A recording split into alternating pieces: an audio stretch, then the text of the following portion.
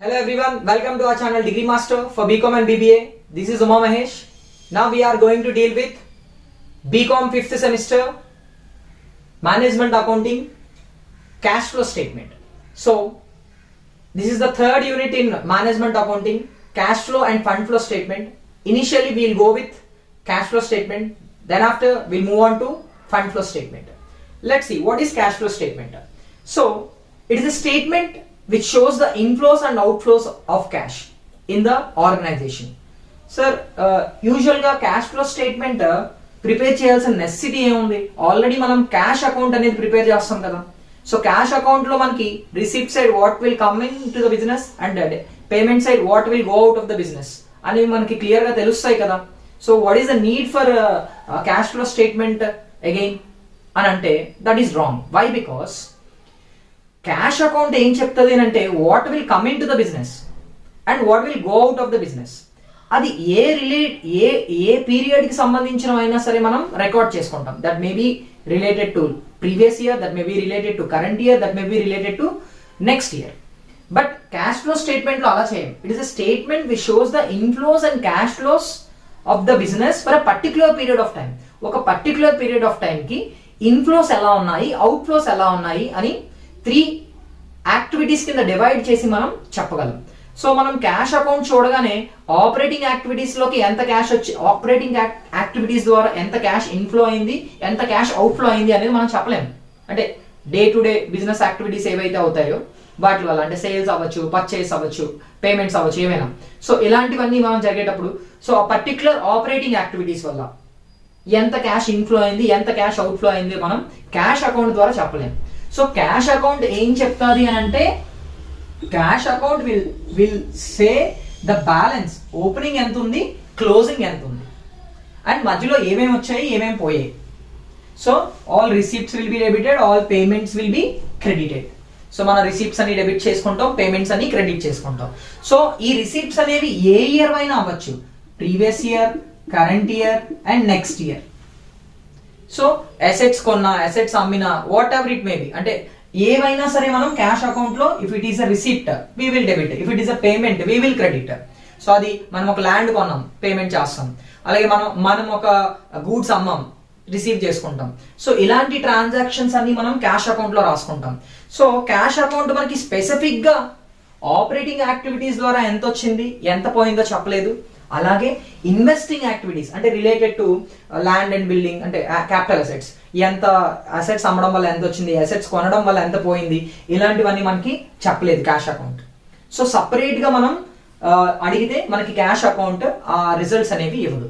So that's why we will prepare. అంటే ఒక management కి ఏ యాక్టివిటీస్ ద్వారా ఎంత పోతుందో తెలియాలి కదండి, అలాగే ఎంత వస్తుందో తెలియాలి కదా. అందుకే వాళ్ళు క్యాష్ అనేది ఆ యాక్టివిటీస్ అన్నిటిని సపరేట్ చేసుకొని క్యాష్ ఫ్లో స్టేట్మెంట్ అనేది ప్రిపేర్ చేయడం జరుగుతుంది. So cash flow statement will give the clear picture about the inflows and outflows of the business for a particular period. So cash flow statement అనేది ఒక particular period కి సంబంధించిన inflows and outflows అనేవి management కి clear cut గా through different 3 activities ద్వారా portray చేస్తుంది. So this is what the introduction part of the cash flow statement. So ఎందుకు మనం క్యాష్ ఫ్లో స్టేట్మెంట్ ప్రిపేర్ చేస్తాం అనే దానికి reason. And cash flow statement లో మనకి స్టేట్మెంట్ ప్రిపేర్ చేసేటప్పుడే we divide the activities of the business into 3 categories. The first one is operating activities, second one is investing activities, third one is financing activities. So what are operating activities? So the activities which are principal revenue generating activities or which are principal revenue producing activities, whatever it may be. Ante sales avvachu, purchase avvachu, payments avvachu, whatever it may be. So all the principal revenue generating activities, అంటే రోజు జరిగేవి ఏవైతే ఉంటాయో అవన్నీ మనకి operating activities లో, అంటే business ని ఆపరేట్ చేసేటప్పుడు అది ఖర్చులు అవ్వచ్చు, లేదా రిసిప్ట్స్ అవ్వచ్చు, expenses or receipts, whatever it may be. So అవన్నీ మనం ఆపరేటింగ్ యాక్టివిటీస్ లో రాసుకుంటాం. అలాగే ఇన్వెస్టింగ్ యాక్టివిటీస్ కి వచ్చేసరికి what are investing activities? So activities which involves in the acquisition and disposal of capital assets.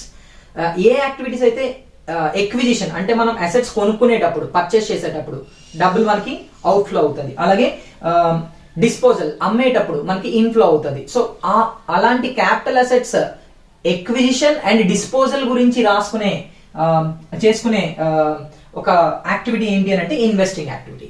So investing activities are the activities which involves in the acquisition and disposal of capital assets. So capital assets అమ్మడం కానీ capital assets కొనడం కానీ జరిగితే అవి మనం investing activities లో రాసుకోవాలి. అలాగే what are financing activities? Activities which results in the change in the composition of owners capital. ఏ యాక్టివిటీస్ అయితే ఓనర్స్ క్యాపిటల్ లో చేంజ్ తీసుకొస్తాదో, ఆ కాంపోజిషన్ లో చేంజ్ తీసుకొస్తుందో అలాంటి యాక్టివిటీస్ ని ఫైనాన్సింగ్ యాక్టివిటీస్ అని అంటాం. సో అలాంటి యాక్టివిటీస్ అన్ని ఫైనాన్సింగ్ యాక్టివిటీస్ లో రాయాలి. So what are the activities which results in change in the composition of owners capital? మనకి ఓనర్స్ క్యాపిటల్ అనగానే షేర్ క్యాపిటల్ మళ్ళీ 2 types, equity share capital, preference share capital, yes okay. అలాగే debentures, ఇదంతా capital అంటే normal capital. So ఆ capital లో changes అంటే shares issue చేసినప్పుడు మనకి డబ్బులు వస్తాయి, కంపెనీకి డబ్బులు వస్తాయి. అలాగే షేర్స్ మళ్ళీ బైబ్యాక్ చేసినప్పుడు కంపెనీ డబ్బులు పే చేయాలి, అవుట్ ఫ్లో ఆఫ్ క్యాష్. అలాగే డెబెంచర్స్ ఇష్యూ చేసినప్పుడు కంపెనీకి డబ్బులు వస్తాయి. అలాగే డెబెంచర్స్ మళ్ళీ రిడీమ్ చేసేటప్పుడు అంటే మళ్ళీ వెనక్కి కొనుక్కునేటప్పుడు కంపెనీ డబ్బులు పే చేయాలి వాళ్ళకి. సో అది out flow of cash. So ఇలాంటి యాక్టివిటీస్, డివిడెండ్ పేమెంట్స్ కానీ ఇంట్రెస్ట్ పేమెంట్స్ కానీ, సో ఇలాంటివన్నీ all these activities will come under financing activities. So this is the concept of cash flow statement. So మనం cash flow statement prepare చేసేటప్పుడు ఆ ఇచ్చిన activities అన్నిటిని 3 types కింద డివైడ్ చేస్తాం, 3 కేటగిరీస్ కింద డివైడ్ చేస్తాం. First one is operating activities, second one is investing activities, third one is financing activities. So A group of activities ఆ గ్రూప్ లోని మనం సబ్స్టిట్యూట్ చేస్తాం. That's it, that is very simple. So మనకి cash flow statement prepare చేయడానికి ఒక balance sheet అయితే ఇవ్వడం జరుగుతుంది. సో అందులో మనం ఏ యాక్టివిటీస్ ఎక్కడెక్కడ ఉన్నాయో చూసుకొని మనం పోస్ట్ చేయాలి. అంటే ఆపరేటింగ్ యాక్టివిటీస్ లో ఆపరేటింగ్ యాక్టివిటీస్ రాయాలి, అలాగే ఇన్వెస్టింగ్ అండ్ ఫైనాన్సింగ్ యాక్టివిటీస్ లో ఆ రిలేటెడ్ యాక్టివిటీస్ అనేవి రాయాలి. So this is what the introduction part of your cash flow statement completely. Hope this is clear. Next moving on to the sum part. అంటే థియరీకి వచ్చేసరికి what is cash flow statement, how many types of activities, ఇలా theory question అడగొచ్చు 5 marks కి. అలాగే ఇది 10 marks question కూడా అడగొచ్చు. మనం అప్పుడు ఫార్మెట్ కూడా వేయాలి, బికాస్ ఇండైరెక్ట్ మెథడ్ అని ఒకటి ఉంటుంది. సో దానికి సంబంధించిన ఫార్మెట్ కూడా అడుగుతాడు. అండ్ నెక్స్ట్ సమ్స్ కి వచ్చేసరికి మనకి direct method and indirect method ఉంటాయి. బట్ మనకి ఎగ్జామ్స్ లో బీకామ్ కి ఎగ్జామ్స్ లో అడిగేవి మాత్రం ఇండైరెక్ట్ మెథడ్ మాత్రమే అడుగుతాడు, indirect method of cash flow statement. So అది మాత్రమే మనం ఇప్పుడు చేస్తాం. అండ్ నెక్స్ట్ డైరెక్ట్ మెథడ్ చాలా ఈజీ అండి. ఆపరేటింగ్ యాక్టివిటీస్ ఇలా 3 సైడ్ హెడ్స్ పెట్టేసి వేసేస్తాం డైరెక్ట్ గా, అది ఈజీ, డైరెక్ట్ పాయింట్స్ ఉంటాయి అందులో. బట్ ఇండైరెక్ట్ మెథడ్ అనేది కొంచెం డిఫికల్ట్ గా ఉంటుంది. దానికి మీకు ఫార్మెట్ ఖచ్చితంగా రావాలి. సో మీకు ఫార్మెట్ వస్తే సమ్స్ చాలా ఈజీగా ఉంటాయి. So this is what cash flow statement introduction. Now we will move on to problematic part. Hello guys, let's continue cash flow statement. ఇందాక మనం ఫస్ట్ సెషన్ లో క్యాష్ ఫ్లో స్టేట్మెంట్ ఇంట్రడక్షన్ చూసాం. Now will go with cash flow statement format through indirect method. So indirect method లోకి వచ్చేసరికి మనకి activities 3 types గా divide చేస్తాం. Cash flows from operating activities, cash flows from investing activities, cash flows from financing activities. So ఇందులో మనకి ఈ total format అంతా గుర్తుపెట్టుకోవాలండి. ఎందుకంటే ఐటమ్స్ కొన్ని అడగచ్చు, బట్ ఏ ఐటమ్ యాడ్ చేయాలి ఏ ఐటమ్ మైనస్ చేయాలో తెలియాలని అంటే మీకు ఫార్మెట్ మాత్రం రావాలి. సో ఇందులో మీకు ఈజీ పార్ట్ వచ్చి cash flows from investing activities and financing activities. ఇవి చాలా ఫాస్ట్ గా అయిపోతుంది. సో మనకి 10 మార్క్స్ లో మినిమం 5 మార్క్స్ వచ్చేస్తాయి ఈ రెండు మనం ఆ టోటల్ ఫార్మాట్ లో మనం ప్రెజెంట్ చేయగలిగితే. సో మిగతా 5 మార్క్స్ వచ్చి cash flows from operating activities.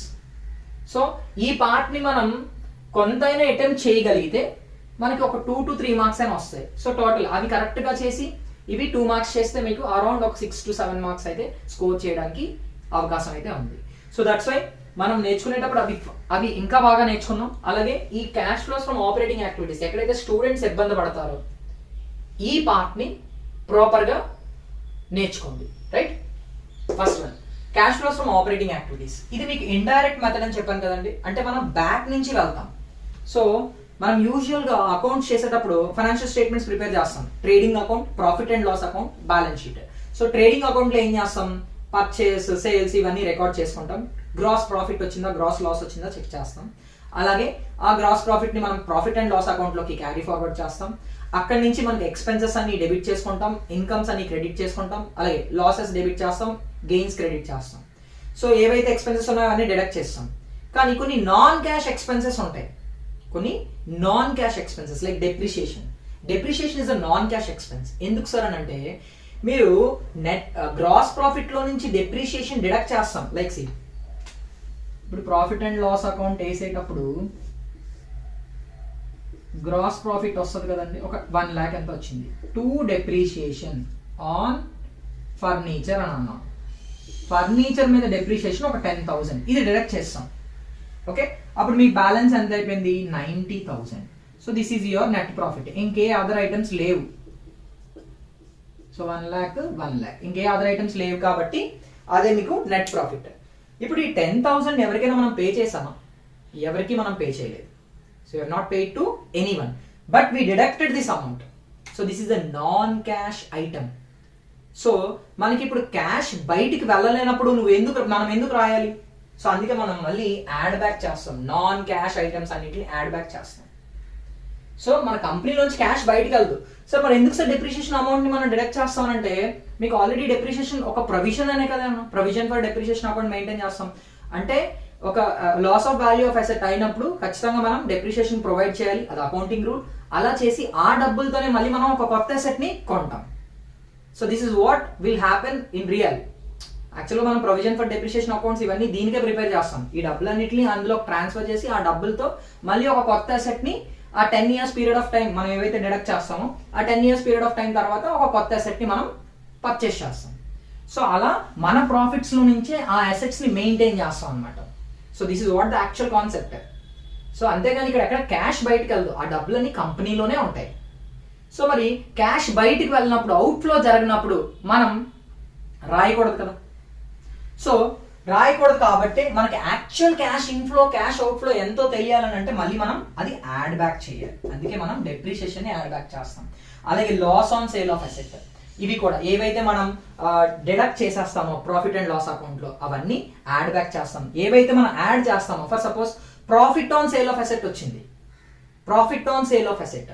So asset ని అమ్మడం వల్ల వచ్చిన ప్రాఫిట్, అది మనకి యూజువల్ గా మనం ఆపరేటింగ్ యాక్టివిటీ కాదు కదండి, అది యూజువల్ గా మనం చేసే యాక్టివిటీ కాదు కదా. అంటే గూడ్స్ కొంటాం, గూడ్స్ అమ్ముతాం, అంతేగాని మన కంపెనీలో అసెట్స్ ని అమ్ముతాం, అది రెగ్యులర్ గా చేసే యాక్టివిటీ కాదు. సో అది నాన్ ఆపరేటింగ్ యాక్టివిటీ. సో అలాంటి ఐటమ్స్ ని మళ్ళీ యాడ్ బ్యాక్ చేసుకోవాలి. దానివల్ల మనకి ప్రాఫిట్ ఏదైతే ఉందో అది మన గ్రాస్ ప్రాఫిట్ కి యాడ్ అయిపోయింది. అందులో నుంచి మన క్యాష్ ఇన్ఫ్లో అండ్ అవుట్ఫ్లో అనేది మనకి ఇక్కడ కనపడలేదు. So that's why we need to add again deduct. అందుకే ఇక్కడ మనం ఏం చేస్తాం అంటే loss on sale of assets ని యాడ్ చేస్తాం. ఏదైతే మనం ఇక్కడ డిడక్ట్ చేస్తాం అది యాడ్ చేస్తాం.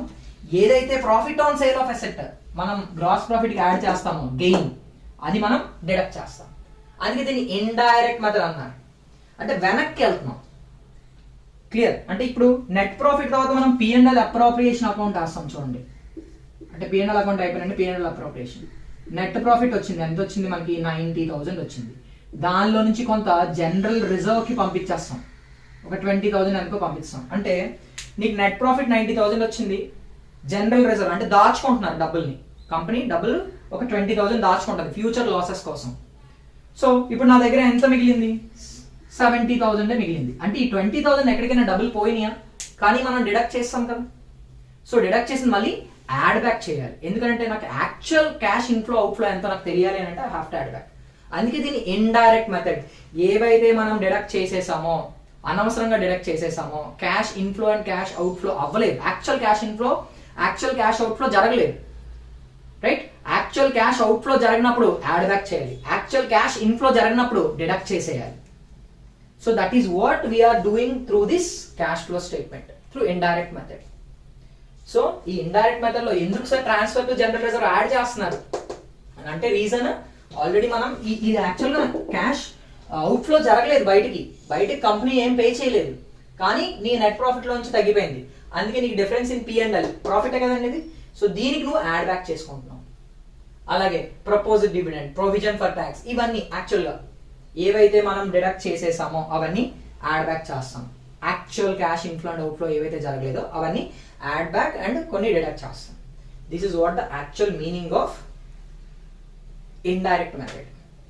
Hope this is understood. Right, next one.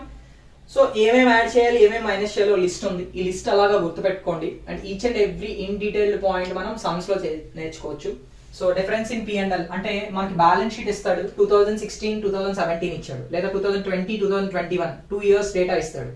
అందులో మీకు P&L అని లయబిలిటీ సైడ్ ఉంటుంది ఇలాగా. ఫర్ సపోజ్ బ్యాలెన్స్ షీట్ వేసాడు,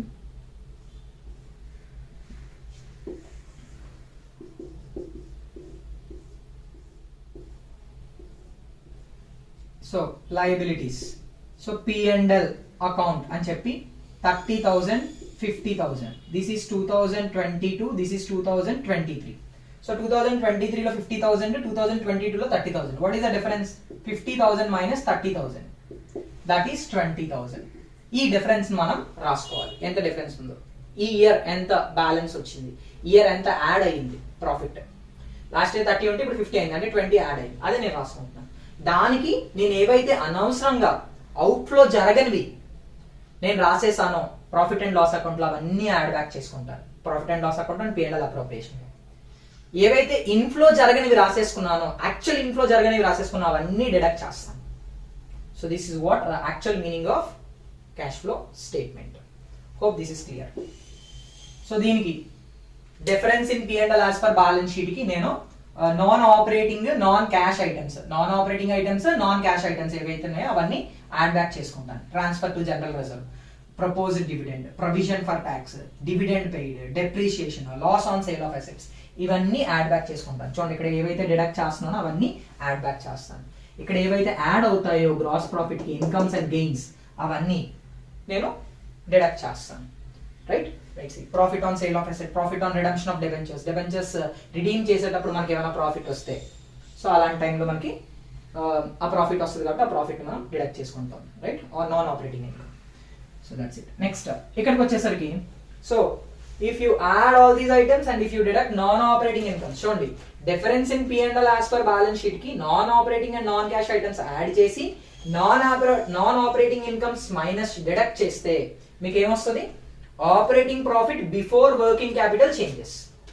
అంటే వర్కింగ్ క్యాపిటల్ చేంజెస్ చేయక ముందు ఉన్న ఆపరేటింగ్ ప్రాఫిట్ ఇది. సో ఇదే నేను ఇక్కడ రాసాను, మళ్ళీ కంటిన్యూషన్, ఎందుకంటే మనకు బోర్డు సరిపోదు కాబట్టి ఇక్కడ రాసాను. మీరు ఎగ్జామ్ లో చేసేటప్పుడు ఇదంతా ఒక కంప్లీట్ పేజ్, ఆపరేటింగ్ యాక్టివిటీస్ అంతా ఒక కంప్లీట్ పేజ్ లో చేయండి, ఇన్వెస్టింగ్ అండ్ ఫైనాన్సింగ్ యాక్టివిటీస్ అంతా ఒక కంప్లీట్ పేజ్ లో చేయండి, దానికి వర్కింగ్ నోట్స్ ఇంకొక పేజ్ లో చేయండి. 3 pages మొత్తం సమ్ చేసేటప్పుడు 3 pages పడతాయి. సో ఇదంతా మనకి ఒక పేజ్ లో వచ్చేస్తుంది. ఇన్ని ఐటమ్స్ మీకు ఎగ్జామ్ లో ఇవ్వడు, ఇన్ని ఐటమ్స్ సంబంధించిన డేటా మీకు ఎగ్జామ్ లో ఇవ్వడు. దిస్ ఇస్ ఫార్మేట్ కాబట్టి మనకి ఎంత వచ్చింది. Let's see. ఇక్కడ వరకు మనం చేసాం operating profit before working capital changes. దీనికి సార్ ఈ వర్కింగ్ క్యాపిటల్ చేంజెస్ ఏంటి అని అంటే, what is working capital? Current assets minus current liabilities. Current assets నుంచి కరెంట్ లయబిలిటీ తీస్తే మనకి ఎంత working capital, day to day business run చేయడానికి ఎంత క్యాపిటల్ కావాలో తెలుస్తుంది. సో వర్కింగ్ క్యాపిటల్ చేంజెస్ అని అంటే ఏమొస్తాయి? కరెంట్ అసెట్స్, కరెంట్ లయబిలిటీసే. సో కరెంట్ అసెట్ తగ్గినప్పుడు యాడ్ చేయండి. డిక్రీజ్ ఇన్ కరెంట్ అసెట్ అయితే add, increase in current liability అయితే add, increase in current asset అయితే minus, decrease in current liability అయితే మైనస్. ఎందుకు సార్ ఇలాగా? దీనికి రీజన్ ఏంటి ఉంది చూడండి. డిక్రీజ్ ఇన్ కరెంట్ అసెట్ అంటే అర్థం ఏంటి? సపోజ్ ఒక కరెంట్ అసెట్ తీసుకున్నాను నేను. ఏం తీసుకున్నాను? డెటార్స్ అనే కరెంట్ అసెట్ తీసుకున్నాను. డెటార్స్ అనేవాడు కరెంట్ అసెట్టే కదండి. డెటార్స్ 30,000 అంటే అర్థం ఏంటి? ఇది 2022. 2023లో డెటార్స్ మీకు బ్యాలెన్స్ షీట్ ఇస్తాడని చెప్పాను కదండి. డెటార్స్ మీకు 20,000 ఉంది. దీని మీనింగ్ ఏంటి? 2022లో 30,000 డెటార్స్ ఉంటే 2023కి 20,000 డెటార్సే ఉంది. అంటే దాని మీనింగ్ తగ్గింది. డెటార్స్ అంటే మనకి ఇవ్వాల్సిన వాళ్ళు, రిసీవబుల్ అంటే మనకి రావాల్సింది. మనం గూడ్స్ క్రెడిట్ కి సేల్ చేసాం, వాడు మనకి డబ్బులు ఇవ్వాలి. ఎంత ఇవ్వాలి? 2022లో బ్యాలెన్స్ మనకి 30,000 ఇవ్వాలి. 2023కి వచ్చేసరికి ఇప్పుడు ఆ బ్యాలెన్స్ ఎంత అయిపోయింది? వాళ్ళందరూ కలిపి ఇవ్వాల్సిన బ్యాలెన్స్ ఎంత అయిపోయింది? 20. అంటే ఒక 10,000 ఇచ్చేసారనే కదా. అంటే కరెంట్ అసెట్ తగ్గిపోయింది. తగ్గిపోయింది అని అంటే నీకు ఇన్ఫ్లో ఆఫ్ క్యాషా, అవుట్ఫ్లో ఆఫ్ క్యాషా? Inflow of cash. చూడండి 30,000 ఇవ్వాలి, ఇప్పుడు 20,000 ఇవ్వాలి అని అంటే ఆల్రెడీ 10,000 ఇచ్చేసాడు. సో ఇన్ఫ్లో ఆఫ్ క్యాష్ జరిగింది. ఇన్ఫ్లో కాబట్టి యాడ్. ఇన్ఫ్లో ఆఫ్ క్యాష్ జరిగితే నాకు రిసిప్ట్ అండి వస్తుంది, క్యాష్ వస్తుంది, యాడ్ చేయండి. అవుట్ఫ్లో జరిగితే మైనస్ చేయండి. రైట్. మరి decrease in current asset add అయినప్పుడు ఇంక్రీజ్ ఇన్ కరెంట్ అసెట్ ఏమవ్వాలి? మైనస్ అవుతుంది. Simple. Sir increase in current asset ఎలా సార్ చెప్తున్నారు? చూడండి, మీ దగ్గర స్టాక్ ఎగ్జాంపుల్ తీసుకోండి. స్టాక్ 50,000 నేను 2022లో కొన్నాను, ఉంది బ్యాలెన్స్ క్లోజింగ్ స్టాక్. 2023కి వచ్చేసరికి క్లోజింగ్ స్టాక్ 60,000 అయింది, పెరిగింది. అంటే స్టాక్ పెరిగింది అని అంటే నేను ఖచ్చితంగా గూడ్స్ కొని ఉంటాను కదా, కొంటే నాకు అవుట్ఫ్లో ఆఫ్ క్యాష్ కదా. సో 2022లో 50,000 క్యాష్ స్టాక్ ఉంది నా దగ్గర, క్లోజింగ్ స్టాక్. 2023కి వచ్చేసరికి 60,000 ఉంది నా గోడౌన్లో. అంటే నేను ఇంకో 10,000 ఎక్స్ట్రా కొన్నాను అని అంటే పెరిగింది అని అంటే నేను అవుట్ఫ్లో ఆఫ్ క్యాష్ జరిగింది. గూడ్స్ పెరిగాయి అని అంటే ఖచ్చితంగా కొని ఉంటాను, కొంటే నేను payment outflow of cash, outflow కాబట్టి మైనస్ చేస్తున్నాను. సో నాకు డబ్బులు వస్తే ఇన్ఫ్లో యాడ్, డబ్బులు పోతే outflow minus. So decrease in current asset add చేస్తాం, increase in current asset minus చేస్తాం. That's it, simple, very simple. Next increase in current liability. Current liability తీసుకోండి, క్రెడిటార్స్ తీసుకోండి. Creditors 2022-2023 creditors 30,000 40,000. చూడండి, క్రెడిటార్స్ అంటే మనకి డబ్బులు ఇచ్చిన వాళ్ళు, వీఆర్ లైబుల్, మనకి లైబిలిటీ అది. మనకి 2022లో 30,000 మనం ఇవ్వాలి, 2023కి మనం లైబిలిటీస్ 40,000కి పెరిగింది. అంటే మన క్రెడిటార్స్కి 40,000 ఇవ్వాలి, అంటే ఇంకొక 10,000 ఎక్స్ట్రా డబ్బులు తీసుకున్నాం మనం. సో లైబిలిటీ పెరిగింది అని అంటే మనం డబ్బులు తీసుకుంటేనే కదండి పెరుగుతుంది. సో 10,000 పెరిగింది కాబట్టి inflow, increase in current liability, add, inflow of cash అయితే యాడ్ చేయమన్నాను, యాడ్ చేస్తాను చూడండి. Next decrease in current liability, అదే తీసుకోండి. క్రెడిటార్స్ 30,000 2022లో ఉంది, 20,000 ఇప్పుడు 2023కి. అంటే నువ్వు ఒక 10,000 పేమెంట్ చేస్తావు, 30,000 కట్టాలి 2022లో, 2023కి వచ్చేసరికి 20,000 నువ్వు పే చేయాలి. అంటే ఒక 10,000 పే చేస్తావు, పేమెంట్ అయ్యింది, outflow of cash. So current liability decrease అయింది, డిక్రీజ్ ఇన్ కరెంట్ లైబిలిటీ తగ్గింది కాబట్టి, అవుట్ఫ్లో జరిగింది కాబట్టి deduct. This is the actual meaning. మనం సమ్ చేసేటప్పుడు ఊరికే add, decrease in current asset add చేయండి, increase in current asset minus చేయండి, increase in current liability add చేయండి, decrease in current liability deduct చేయండి, ఇలా చెప్పేస్తారు. నార్మల్గా అందరూ ఇలాగే నేర్చుకుంటారు. సో అలా కాకుండా కాన్సెప్చువల్గా నేర్చుకుంటే మనకు ఆ కరెంట్ అసెట్ చూస్తున్నప్పుడు అది ఏమవుతుంది, ఈ ఫార్మేట్ ఇంకా గుర్తుపెట్టుకోవసం లేదు. కరెంట్ అసెట్ పెరిగిందా, పెరిగింది అని అంటే డెఫినెట్ గా స్టాక్, ఏదో ఒక ఎగ్జాంపుల్ తీసుకోండి, ఆ స్టాక్ పెరిగింది అని అంటే ఖచ్చితంగా కొని ఉంటాను, కొంటే నాకు డబ్బులు పోతాయి, అవుట్ఫ్లో మైనస్ చేస్తాను, ఇది increase in current asset, simple. తగ్గిందా అంటే నాకు డబ్బులు ఇచ్చేసి ఉంటారు, డేటాస్ ఆఫ్ బిల్స్ రిసీవబుల్ డబ్బులు ఇచ్చేసి ఉంటారు నాకు, సో నాకు ఇన్ఫ్లో ఆఫ్ క్యాష్ వెళ్తుంది, యాడ్ చేసుకోండి, simple. So operating profit before working capital changes కి, ఆ వర్కింగ్ క్యాపిటల్ చేంజెస్ లో ఏం జరిగిందో అవన్నీ రాసుకొని అప్పుడు మనకి ఏమొస్తుందండి, cash generated from operations. Cash generated from, ఇదంతా పాజిటివ్ వస్తేనే ఫ్రమ్, లేదంటే యూజ్డ్ ఇన్ ఆపరేటింగ్ యాక్టివిటీస్ అని రాయాలి. సపోజ్ ఇవన్నీ డాట్లు చేశాక నెగిటివ్ వచ్చింది అనుకోండి, నెగిటివ్ వాల్యూ వచ్చింది అంటే నెగిటివ్ అమౌంట్స్ ఉంటాయి, పాజిటివ్ అమౌంట్స్ ఉంటాయి, ఎందుకంటే ఇన్ఫ్లో అవుట్ఫ్లో రెండు జరుగుతున్నాయి కాబట్టి. సో అది పాజిటివ్ వస్తే cash generated from operations, operations నుంచి డబ్బులు వచ్చాయి. నెగిటివ్ ఉంటే మనం వాడాం డబ్బులు, cash generated, cash utilised in operations, simple. Cash used in operations, generated అనుకోండి, క్యాష్ యూజ్డ్ ఇన్ ఆపరేషన్స్ అని అనాలి. Let's see. So generated from operations, అందులోంచి మనం ఇన్కమ్ ట్యాక్స్ పే చేసేస్తాం, అవుట్ఫ్లో కాబట్టి మైనస్ చేస్తాం. ఎక్స్ట్రాడినరీ ఐటమ్స్ కొన్ని ఇస్తాడు, అంటే మనకి న్యాచురల్ కెలామిటీస్ ద్వారా మనకి ఏమైనా లేకపోతే ఫండ్స్ ఏమైనా వచ్చినా, ఇన్సూరెన్స్ క్లెయిమ్స్ ఏమైనా వచ్చినా, అవన్నీ ఎక్స్ట్రాడినరీ ఐటమ్స్. అంటే అవి ఎప్పుడు పడితే అప్పుడు రావు కదండి, రోజు రెగ్యులర్గా రావు కదా, ఎప్పుడో అంటే ఇన్సూరెన్స్ క్లెయిమ్ అయ్యేటప్పుడు కానీ, లేకపోతే గవర్నమెంట్ గ్రాంట్స్ ఇస్తుంది ఒక్కొక్కసారి. సో అలాంటివన్నీ ఎప్పుడు పడితే అప్పుడు రావు, వన్స్ ఇన్ 5 years 6 years అలా వచ్చే ఉంటాయి, లేదా ఇయర్లీ వచ్చే ఛాన్సెస్ ఉండొచ్చు లేకపోవచ్చు.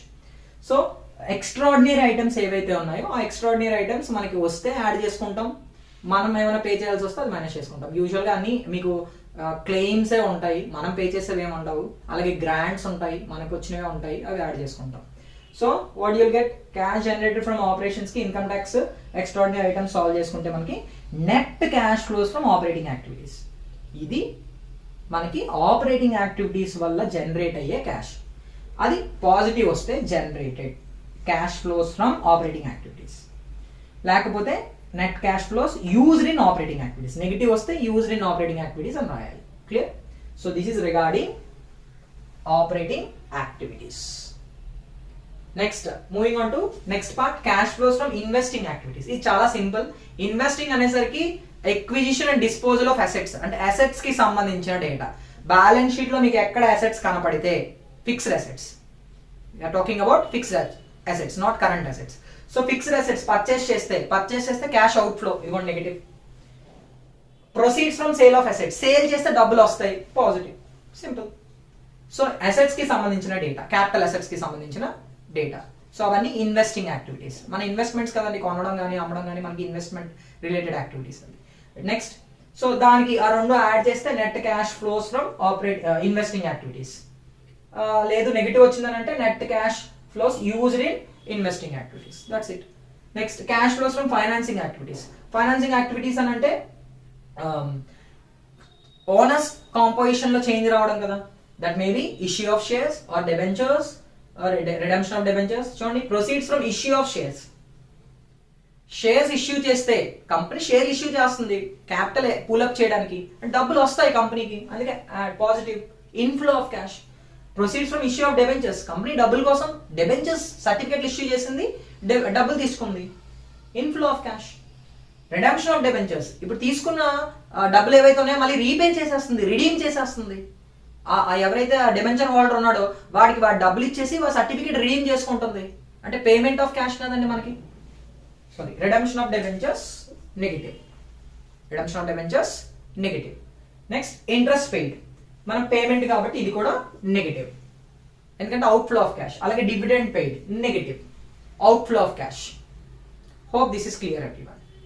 Next, net cash flows from financing activities. So ఈ proceeds from issue of shares, proceeds from issue of debentures, redemption of debentures, interest paid, dividend paid, ఇవి మనకి మాక్సిమం ఫైనాన్సింగ్ యాక్టివిటీస్ లో వస్తాయండి. మాక్సిమం ఫైనాన్సింగ్ యాక్టివిటీస్ లో వచ్చేవి ఇవే. So finance related ఏ activities అయినా financing activities లోనే రాసుకోవాలి. సో ప్రొసీడ్స్ మనకు వస్తాయి, రిడెంప్షన్ మనం పే చేయాలి, సో అందుకు outflow. Interest paid outflow, dividend paid outflow, right. Inflow అయితే పాజిటివ్ అమౌంట్, అవుట్ఫ్లో అయితే నెగిటివ్ అమౌంట్. సో 20,000 ఉంది, 20,000 బ్రాకెట్ లో పెడతారు, బ్రాకెట్ లో పెట్టామంటే అది డిడక్ట్ చేయాలని అర్థం. సో నెట్ ఏదైతే ఉందో అది ఇక్కడ రాసుకుంటాం, that is called net cash flows from financing activities. లేదు సార్ నెగిటివ్ వచ్చిందంటే net cash used in financing activities, that's it. Next, ఇప్పుడు చూడండి ఏబిసి రాసాను. Net cash flows from operating activities A, net cash flows from investing activities B, net cash flows from financing activities C. ఈ మూడు కలిపితే net increase or decrease in cash and cash equivalents A plus B plus C. అంటే for suppose ఇదొక 50,000, ఇదొక 80,000, ఇదొక 20,000 వచ్చింది. Total ఎంత అవుతుంది ఏ ప్లస్ బి ప్లస్ సి? 50, 80, 20, 1,20,000 వచ్చింది. దీనికి cash and cash equivalents at the beginning, అంటే మీకు బ్యాలెన్స్ షీట్ లో cash and asset side cash in hand, cash in bank ఇస్తాడు కదండి. క్యాష్ ఇన్ హ్యాండ్ ఇచ్చాడు 20,000, 30,000 ఇచ్చాడు. 2022 బిగినింగ్, 2023 ఎండింగ్, అంతే. సో బిగినింగ్ యాడ్ చేసుకుంటారు, అంటే 20,000 యాడ్ చేయాలి. చేస్తే మీకు ఎంత రావాలి? 1,40,000. సో డెఫినెట్ గా మీకు బ్యాలెన్స్ షీట్ లో 2023లో 1,40,000 ఇస్తాడు. 1,40,000 ఇస్తాడు, క్వశ్చన్ లో ఇస్తాడు.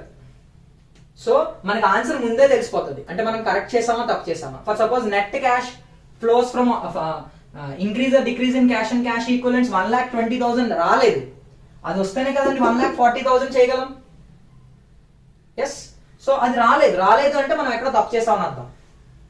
సో ముందుగానే మనకి ఆన్సర్ తెలిసిపోతుంది. సో ఆన్సర్ మనం కరెక్ట్ చేసామా లేదా అనేది మనకు తెలిసిపోతుంది. సో 1,40,000 అనేది net cash and cash equivalents at the end కి ఈక్వల్ అవ్వాలి. సో ఈ ఎండ్ బ్యాలెన్స్ ఏదైతే ఇచ్చారో మీకు net increase or decrease add చేస్తే, మీకు cash and cash equivalent beginning కి యాడ్ చేస్తే మీకు అట్ ద ఎండ్ బ్యాలెన్స్ ఎంత ఉందో అది రావాలి. అది వస్తేనే మీరు చేసిన answer correct. This is about the format. So this is regarding format of cash flow statement in direct method. So ఇలా ఉంటాయి ప్రాబ్లమ్స్. సో మీకు దీనికి సంబంధించిన ఏరియాస్ అయితే, అంటే పర్చేజ్ ఆఫ్ క్యాపిటల్ అసెట్స్ కానీ లేకపోతే ప్రొవిజన్ ఫర్ ట్యాక్స్ కానీ, దీనికి సంబంధించిన వర్కింగ్ నోట్స్ ఉంటాయి, అంటే సమ్ చేసేటప్పుడు అవి మనకి వస్తాయి. సో వీటికి సంబంధించిన వర్కింగ్ నోట్స్ సమ్స్ వచ్చేటప్పుడు చెప్తాను. ఆ ఒక్కటే ఈ రెండాటికే, ఐ మీన్ ఇన్వెస్టింగ్ యాక్టివిటీస్ కి నెక్స్ట్ ఈ non cash non operating items సంబంధించిన వాటికి working notes related area question అనేది అడుగుతాడు. సో వాటికి వర్కింగ్ నోట్స్ ప్రిపేర్ చేసుకోవాలి. అవి ఎలా చేయాలి అనేది నెక్స్ట్ సెషన్లో చెప్తాను. Right, hope this is clear to every one. So that's it. So I hope everyone got new points